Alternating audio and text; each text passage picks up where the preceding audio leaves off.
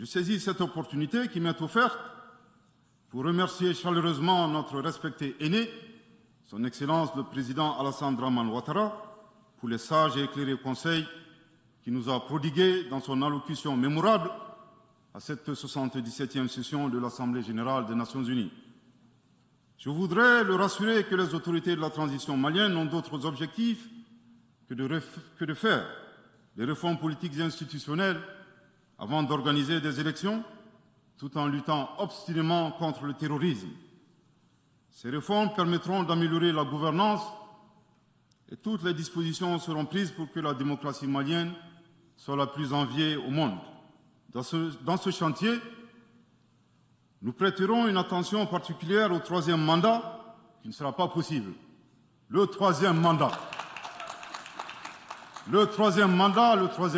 pour un public moins averti consiste pour un président de la République d'effectuer une manœuvre en 4 temps, en vue de conserver le pouvoir pour lui seul et son clan. Premier temps, presque en fin de second mandat, donc en principe non rééligible, il s'agit pour le président de la République sortant de déclencher une révision constitutionnelle de manière non consensuelle. Deuxième temps, au cours de cette révision constitutionnelle, le président de la République sortant modifiera quelques dispositions constitutionnelles. Troisième temps, une fois la nouvelle constitution adoptée, sur fond de crise politique naturellement, le président sortant devient candidat en violation de la limitation du nombre de mandats à 2. Sa candidature est alors justifiée par l'adoption de la nouvelle constitution et le prétexte est tout trouvé. La limitation du nombre de mandats à 2 concernait l'ancienne constitution. Par conséquent, il est candidat au regard de la nouvelle constitution adoptée. Quatrième temps, une farce électorale est organisée.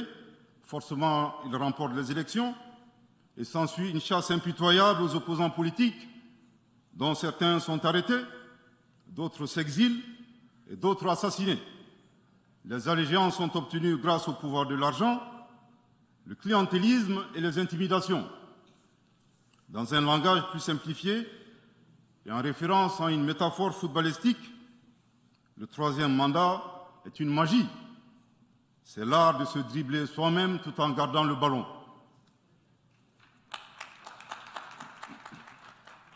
Excellence, Monsieur le Président Ouattara, vos conseils nous rappellent la triste histoire du chameau qui se moque de la bosse du dromadaire.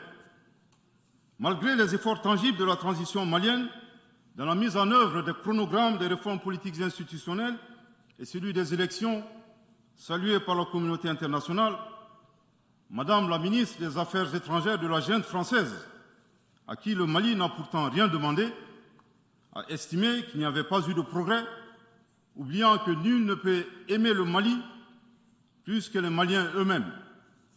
Sa position singulière et son adversité ne nous surprennent guère. Victor Hugo, dans Claude Gueux, a classé le genre humain en 2 catégories, en indiquant, je cite, qu'il y a des hommes qui sont fers et des hommes qui sont aimants. Fin de citation. Madame le ministre, dont il s'agit malheureusement, n'est ni fer, ni aimant, elle est hideusement sui generis. Devant l'incertitude et les situations étrangères, le peuple malien adopte une attitude prudente. C'est ce que l'écrivain et le sage Amadou Hampâté-Bâ met en relief en conseillant dans l'étrange destin de Wangrin que, je cite, « Si observer est une qualité, savoir se taire préserve de la calamité ». Fin de citation. Madame le ministre de la junte française, le Mali vous conseille de vous contenter d'observer sa situation. C'est l'occasion pour moi de saluer les relations de coopération exemplaires et fructueuses entre le Mali et la Russie, tout en réaffirmant que le Mali reste ouvert à tous les partenaires qui souhaitent l'aider à relever les défis multiples qui l'assaillent dans le respect strict de sa souveraineté, de son unité et de la dignité du peuple malien. Le Mali rappelle que conformément à la vision du colonel Assimi Goïta, président de la transition chef de l'État, 3 principes guident l'action publique nationale. Premier principe, le respect de la souveraineté du Mali. Deuxième principe, le respect des choix stratégiques et de partenaires opérés par le Mali. Troisième principe, la prise en compte des intérêts vitaux du peuple malien dans les décisions prises. En application de ces principes, le Mali reste disposé à poursuivre et à renforcer ses relations de bon voisinage avec l'ensemble des pays qui l'entourent. De même, le Mali, fidèle à son engagement panafricain, continuera à œuvrer au sein des organisations sous-régionales et régionales pour la réalisation de l'intégration africaine. Également, l'atteinte des objectifs de la transition requiert l'accompagnement de l'ensemble des partenaires du Mali, y compris les Nations Unies. J'en appelle donc aux amis du Mali à rester mobilisés aux côtés du gouvernement en vue de l'aider à relever ensemble ces défis importants. Pour la grande majorité des États du monde, convaincus par le respect mutuel et le partenariat gagnant-gagnant, je leur garantis que les portes du Mali leur sont grandement ouvertes et les Maliens les accueilleront les bras ouverts. Pour la minorité qui serait tentée de ne pas respecter ces principes, nous leur promettons qu'ils feront face à des millions de Assimi Goïta, soucieux de défendre leur honneur, leur dignité et leurs intérêts vitaux. Je terminerai en donnant 2 conseils aux nostalgiques de la domination. Ayez le sens de l'empathie en traitant les autres comme vous voudrez être traités ou en ne faisant pas aux autres ce que vous ne voudrez pas qu'on vous fasse.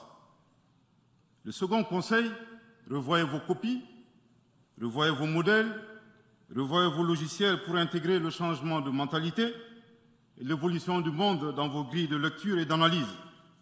Sortez du passé colonial et entendez la colère, la frustration, le rejet qui remonte des villes et campagnes africaines, des populations africaines, et comprenez que ce mouvement est inexorable.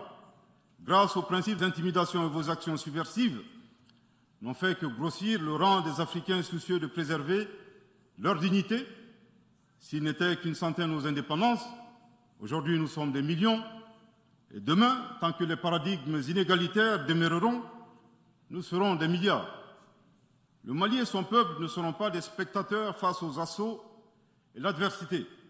Pour chaque mot employé de travers, nous réagirons par réciprocité. Pour chaque balle tirée contre nous, nous réagirons par réciprocité.